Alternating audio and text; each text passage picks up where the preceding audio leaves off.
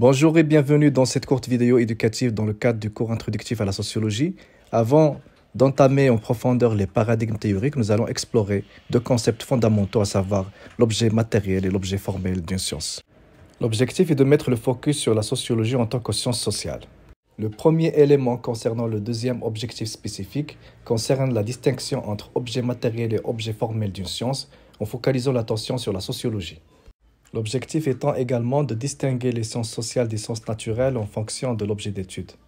Prenons un exemple concret que nous rencontrons tous les jours en classe, le bureau et la chaise du professeur. Ces objets matériels peuvent être examinés sous différents points de vue selon la discipline qui les étudie. D'un point de vue physique, un physicien étudierait la structure et l'équilibre de ces objets.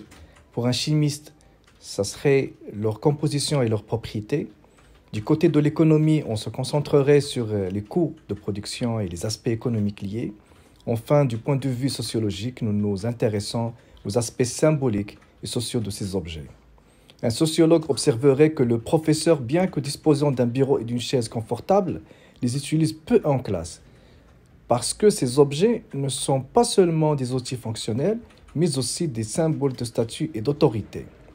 Comparé à d'autres sciences sociales comme l'économie, la science politique et la psychologie, la sociologie se distingue par son objectif d'étudier le comportement humain dans le contexte social dans son ensemble, et non pas uniquement en tant qu'individu isolé.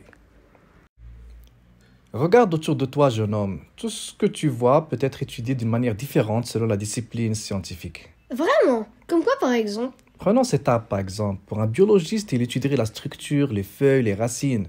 Pour un chimiste, il verrait les composantes chimiques des feuilles et du bois. Mais pour un sociologue... Qu'est-ce qu'un sociologue verrait dans cet arbre? Eh bien, un sociologue pourrait s'intéresser à la façon dont les gens interagissent avec cet arbre. Peut-être que certains l'utilisent comme point de rencontre, d'autres l'ignorent complètement. Il pourrait même être le centre d'une communauté locale où les gens se rassemblent pour des événements. Ah, je vois. Donc, chaque discipline a sa propre façon de regarder les choses. Exactement. Et cette diversité de perspectives enrichit notre compréhension du monde qui nous entoure. C'est pourquoi il est important d'apprécier les différentes approches scientifiques. C'est vraiment cool. Je veux en apprendre plus sur tout ça. Alors, tu es sur le chemin de la sagesse, mon jeune homme. Continue à poser des questions et à explorer le monde avec un esprit ouvert. Merci, monsieur. On peut généraliser et dire que les sciences sociales se focalisent essentiellement sur l'examen de l'homme en tant qu'objet matériel, tandis que les sciences naturelles se concentrent sur l'étude de la matière, de la nature, des animaux, entre autres. Cependant, chaque discipline scientifique adopte un objet formel spécifique, déterminant ainsi le cadre analytique à partir duquel elle observe et explore son objet matériel.